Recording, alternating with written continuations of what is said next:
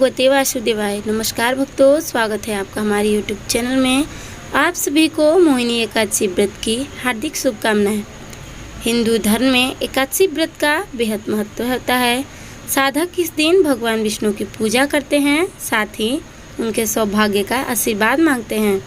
वैशाख माह के शुक्ल पक्ष की एकादशी तिथि को मोहिनी एकादशी के नाम से जाना जाता है। इस बार मोहिनी एकादशी 19 मई को रखा जाएगा। इस दिन पूजा के दौरान मोहिनी एकादशी व्रत का पाठ अवश्य करना चाहिए।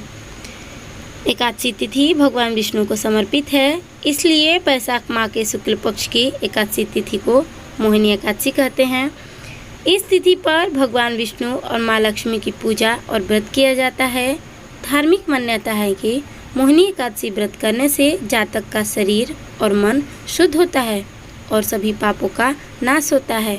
चलिए इस एकादशी की व्रत कथा की ओर चलते हैं। पौराणिक कथा के अनुसार प्राचीन समय में सरस्वती नदी के किनारे भद्रावती नाम का एक शहर था, जहां धनपाल नामक एक अमीर आदमी का निवास करता था। धनपाल बहुत दानी स्वभाव का था और वह दूसरों की मदद के लिए हमेशा तैयार रहता था। इतना ही नहीं, उसने समाज के कल्याण के लिए शहर में कई जगह भोजनालय, कुएं, तालाब और धर्मशालाएं भी बनवाई थी।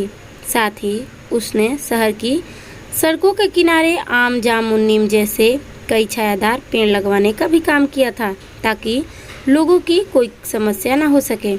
धनपाल के 5 बेटे थे, जिसमें से उसका छोटा बेटा सबसे खराब था, जिसका नाम दृष्ट बुद्धि था।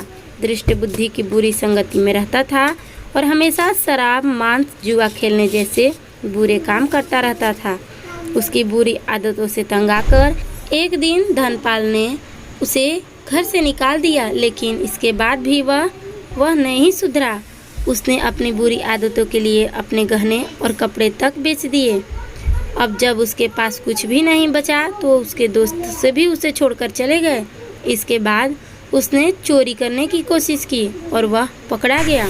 चोरी के जुर्म में उसे राजा के सामने पेश किया गया, लेकिन धनपाल का बेटा होने की वजह से उसे चेतावनी देकर छोड़ दिया गया कि अब अपना जीवन व्यतीत करने के लिए उसके पास चोरी के सिवा कोई और रास्ता नहीं था। इसलिए उसने फिर से चोरी शुरू की और वह दोबारा पकड़ा गया। इस बार राजा ने उसे कारागार में डालने का आदेश दे दिया, जहां उसने सब सिखाने के लिए बहुत ज़्यादा तड़पाया गया और फिर शहर से निकाल दिया गया। पहले घर और फिर शहर में निकल जाने की वजह से अब वह जंगल में भटकने लगा, जहां जानवरों का शिकार करके अपना पेट भरने लगा। एक दिन वह जब शिकार की तलाश में इधर उधर भटक रहा था, तब महर्षि कौंडिल्य के आश्रम पहुंच गया। उस समय ऋषि गंगा स्नान करके लौटे थे।